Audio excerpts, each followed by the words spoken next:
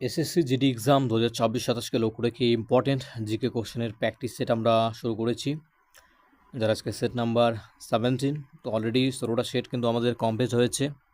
যারা প্রিভিয়াস সেটগুলো দেখোনি, তোমাদের জন্য প্লেলিস্ট একটা করে দিয়েছি আমি, সেখান থেকে অবশ্যই তোমরা কিন্তু চাইলে প্রিভিয়াস সেটগুলো দেখে নিতে পারো, কারণ প্রত্যেকটা সেটেই কিন্তু মোস্ট ইম্পর্টেন্ট কোশ্চেন্স যেগুলো তোমাদের আসতে পারে পরীক্ষায়, সেগুলো নিয়ে আলোচনা করা হচ্ছে। অ্যান্ড শুধু কোশ্চেন নয়, তার সাথে কিন্তু এক্সট্রা ফ্যাক্টস কিন্তু অনেক কিন্তু আলোচনা করা হচ্ছে। খুবই ছোট্ট ভিডিও, বাট অনেক ইনফরমেশন কিন্তু তোমরা কিন্তু পাচ্ছ এই সমস্ত ভিডিওগুলো থেকে। তো শুরু করছে আজকে সেট নাম্বার 17। ফার্স্ট কোশ্চেন আমাদের রয়েছে হিস্ট্রি থেকে। জুনাগড় বা গিরনার শিলালিপি অনুসারে সুদর্শন হ্রদের বিবরণ নিচের কোন শক শাসকের সাথে সম্পর্কিত? অপশনে রয়েছে মোগা বা মাউস, রুদ্রদামন প্রথম, স্কন্দগুপ্ত, অশোক। কোনটি হবে এখানে সঠিক উত্তর? তো এখানে মনে রাখবে রুদ্রদামন প্রথম কিন্তু হয়ে যাবে সঠিক উত্তর। সুদর্শন হ্রদ মূলত মৌর্য যুগে নির্মিত হয়েছিল। পরবর্তীতে শক শাসক রুদ্রদামন প্রথম এর সংস্কার করেন এবং জুনাগড় শিলালিপিতে তার কৃতিত্ব কিন্তু রেকর্ড করেন। শক বংশের প্রতিষ্ঠাতা মনে রাখবে মোগা, যাকে কিন্তু মাউস হিসেবেও বলা হয়। 1913 সালে মার্কিন যুক্তরাষ্ট্রের সান ফ্রান্সিসকোতে গদর পার্টি কে প্রতিষ্ঠা করেন? লালা হরদয়াল, সুভাষচন্দ্র বসু, বালগঙ্গাধর তিলক, অম্বিকাচরণ মজুমদার। তো খুবই মোস্ট একটা ইম্পর্টেন্ট কোশ্চেন। এটা প্রতিষ্ঠাতা করেন কে? লালা হরদয়াল। ঠিক আছে, লালা হরদয়াল। ভারতের স্বাধীনতা আন্দোলনের সময় প্রবাসী ভারতীয়দের দ্বারা গদর পার্টি প্রতিষ্ঠিত হয়েছিল।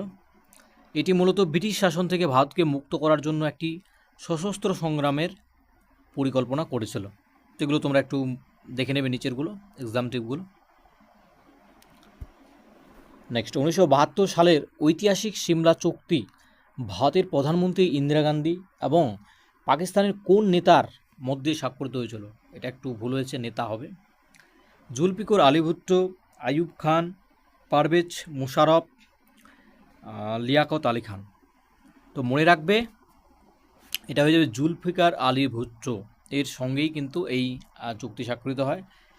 1971 সালের ভারত পাকিস্তানের যুদ্ধের পর 1972 সালে সিমলা চুক্তি কিন্তু স্বাক্ষরিত হয়। এই চুক্তির অধীনে উভয় দেশ তাদের বিরোধগুলি দ্বিপাক্ষিক আলোচনার মাধ্যমে সমাধানে সম্মত হয়। বাট পাকিস্তান তো জানো এখনও যা অবস্থা, তারা কোনোদিনও শুধরাবে না। এছাড়াও মনে রাখবে এখানে আরও কিছু বিষয় দেওয়া হয়েছে, এগুলো তোমরা নিজেরাই দেখবে এক্সাম টিপগুলো। ভারতীয় সংবিধানের কোন অনুচ্ছেদে বা আর্টিকেল সংসদকে আন্তর্জাতিক চুক্তি বাস্তবায়নের জন্য আইন তৈরি করার ক্ষমতা দেয়? 246, 253, 352, 370। কী হবে এখানে সঠিক উত্তর? এখানে আর্টিকেল 253 দ্বারা কিন্তু করতে পারে। আর্টিকেল 253 অনুসারে ভারত সরকার অন্য কোনো দেশের সাথে আন্তর্জাতিক সমঝোতা করলে সংসদ তা কার্যকর করতে যে কোনো আইন প্রণয়ন করতে পারে। এই জন্য রাজ্যগুলিকে পূর্বানুমতির প্রয়োজন হয় না। ঠিক আছে, রাজ্যগুলো থেকে কোনো রকম কোনো অনুমতি নিতে হয় না। আর বাকি এগুলো দেখে নেবে তোমরা একটু। 2003 সালের কোন সংবিধান সংশোধনের মাধ্যমে সংঘ তালিকায় বা যেটাকে বলা হচ্ছে ইউনিয়ন লিস্ট পরিষেবা কর যুক্ত করা হয়েছিল? খুবই ইম্পর্ট্যান্ট একটা কোশ্চেন কিন্তু। Tax on services. 62তম সংশোধনী, 76তম সংশোধনী, 78তম সংশোধনী, না 88তম সংশোধনী? কোনটি হবে এখানে সঠিক উত্তর? তো এখানে সঠিক উত্তর মনে রাখবে 88তম সংবিধান সংশোধনের মাধ্যমে কিন্তু করা হয়। 2003 সালে 88তম সংশোধনের মাধ্যমে কেন্দ্র সরকারকে পরিষেবা কর বা যেটাকে সার্ভিস ট্যাক্স বলা হচ্ছে, এটা কিন্তু ধার্য করার অধিকার দেওয়া হয়। এটি ভারতীয় অর্থনীতিতে রাজস্ব কাঠামোতে একটি বড় পরিবর্তন এনেছিল। 62তম সংশোধনী লোকসভা ও বিধানসভায় এই 60 দিনের জন্য সংশোধনের মেয়াদ যেটা হচ্ছে 10 বছর বৃদ্ধি করা হয়। এটাও মনে রাখতে পারো। রাজ্যপালের নিয়োগ সম্পূর্ণ নিরপেক্ষ হওয়া উচিত, এই সুপারিশটি নিচের কোন কমিশন করেছিল? মণ্ডল কমিশন, রাজমান্নার কমিটি, সরকারিয়া কমিশন, না ফজল আলী কমিশন? সঠিক উত্তর হিসেবে সরকারিয়া কমিশন। কেন্দ্র রাজ্য সম্পর্ক পর্যালোচনা করার জন্য 1983 সালে সরকারি কমিশন গঠিত হয়েছিল। এই কমিশন সুপারিশ করে যে রাজ্যপাল পদে নিরপেক্ষ এবং সক্রিয় রাজনীতি থেকে দূরে থাকা ব্যক্তিকে নিয়োগ করা উচিত। ঠিক আছে। 1953 সালে গঠিত রাজ্য পুনর্গঠন কমিশন বা যেটাকে বলা হচ্ছে স্টেট রিঅর্গানাইজেশন কমিশন এর অন্যান্য সদস্যদের কে ছিলেন? সভাপতি তো ফজল আলী ছিলেনই, তাকে বাদ দিয়ে আর কে ছিলেন? KM পানিক্কর এবং HN কুঞ্জুরু। ঠিক আছে। এছাড়া অপশনে রয়েছে জওহরলাল নেহরু এবং বল্লভভাই প্যাটেল, লালা হরদয়াল এবং সুভাষচন্দ্র বসু, অম্বিকাচরণ এবং অ্যানি বেসান্ট। তো এখানে সঠিক উত্তর মনে রাখবে KM পানিক্কর এবং HN কুঞ্জুরু। ভারতের রাজ্যগুলিকে ভাষার ভিত্তিতে পুনর্গঠনের উদ্দেশ্যে 1953 সালে ডক্টর ফজল আলীর নেতৃত্বে কিন্তু এই কমিশন গঠিত হয়। এই কমিশনে তার সহযোগী ছিলেন হচ্ছে KM পানিক্কর এবং HN কুঞ্জুরু। ঠিক আছে। এই কমিশনের চূড়ান্ত রিপোর্টের ভিত্তিতেই 1956 সালে ঐতিহাসিক রাজ্য পুনর্গঠন আইন কিন্তু পাশ হয়।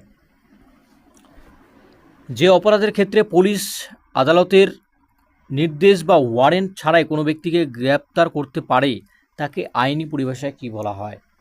খুবই একটা ইন্টারেস্টিং কোশ্চেন, যেটা অপশনে রয়েছে জামিনযোগ্য অপরাধ, আমলযোগ্য অপরাধ যেটা হচ্ছে কগনিজেবল অফেন্স, ও আমলযোগ্য অপরাধ দেওয়ানি অপরাধ।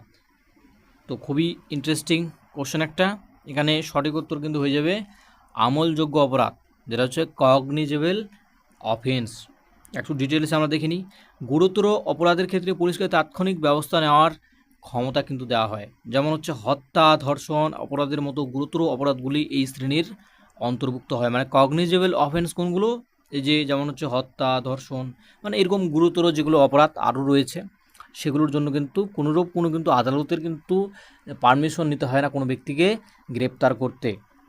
মানহানি বা যেমন ছোটোখাটো জালিয়াতির মতো অপরাধগুলো ও আমলযোগ্য বা নন কগনিজেবল কিন্তু এগুলো হয়, যেখানে গ্রেপ্তারের জন্য আদালতের ওয়ারেন্ট প্রয়োজন হয় ছোটোখাটো জালিয়াতির জন্য। বাট এরকম গুরুতর অপরাধ যেগুলো হচ্ছে কগনিজেবল অফেন্স তাদের জন্য কিন্তু মানে এই সমস্ত অপরাধগুলোর জন্য কোনো কিন্তু আদালতের মানে আলাদা করে কিন্তু স্পেশাল কোনো ওয়ারেন্ট লাগে না। ঠিক আছে। নিচের কোন ভারতীয় রাজ্যটি প্রতিবেশী দেশ ভুটানের সাথে সীমানা ভাগ করে না? এই নিয়ে আমি একটা ভিডিও করব তোমাদের জন্য, মানে বিভিন্ন প্রতিবেশী দেশগুলো। পশ্চিমবঙ্গ, মেঘালয়, অরুণাচল প্রদেশ, আসাম। তো কোনটি হবে? ভুটানের সাথে সম্পর্কিত নয়। তো ভুটানের সঙ্গে মেঘালয় কিন্তু কোনো কিন্তু সীমানা ভাগ করে না। ভুটান ভারতের 4টি রাজ্যের সাথে মোট 699 কিমি সীমানা ভাগ করে, যেমন হচ্ছে পশ্চিমবঙ্গ, সিকিম, আসাম, অরুণাচল প্রদেশ। মেঘালয় ভুটানের সাথে নয়, এটা তোমরা মনে রাখবে। ঠিক আছে। বাংলাদেশের সাথে সীমানা ভাগ করে। ভুটানের সাথে ভারতের সবচেয়ে ছোট সীমানা কিন্তু রয়েছে। সিকিমের ছোট সীমানা রয়েছে কার সাথে? সিকিমের। সবচেয়ে দীর্ঘ সীমানা যদি বলা হয় সেটা হচ্ছে আসামের। তাহলে ভুটানের সবচেয়ে ছোট সীমানা রয়েছে কার সাথে? সিকিমের সাথে। এবং সবচেয়ে দীর্ঘ সীমানা হচ্ছে আসাম। অর্থনীতিতে ভারসাম্যপূর্ণ বাজেট বা ব্যালেন্স বাজেট বলতে কোন অবস্থাকে বোঝানো হয়? ইকোনমিক্স থেকে একটা কোশ্চেন। রাজস্বের চেয়ে ব্যয় বেশি, ব্যয়ের চেয়ে রাজস্ব বেশি, রাজস্ব ও ব্যয় সমান, শুধুমাত্র রাজস্ব আদায়। তো ব্যালেন্স বাজেট কোনটিকে বলা হয়? রাজস্ব ও ব্যয় যেটা সমান মানে ইকুয়াল, রাজস্ব যেটা, ব্যয়টা হচ্ছে ইকুয়াল। তো দুটোর মধ্যে ইকুয়াল রয়েছে বলেই এটাকে কিন্তু ব্যালেন্স বাজেট বলা হচ্ছে। যখন সরকারের মোট আয় এবং মোট ব্যয় সম্পূর্ণ সমান হয় তখন তাকে ভারসাম্যপূর্ণ বাজেট বলা হয়। একটি স্থিতিশীল অর্থনীতি বজায় রাখার জন্য এটি একটি আদর্শ দৃষ্টিভঙ্গি হিসেবে বিবেচিত হয়। আর যদি আয় ব্যয়ের চেয়ে বেশি হয় তবে অর্থনীতির পরিভাষা তাকে উদ্বৃত্ত বাজেট বা সারপ্লাস বাজেট বলা হয়।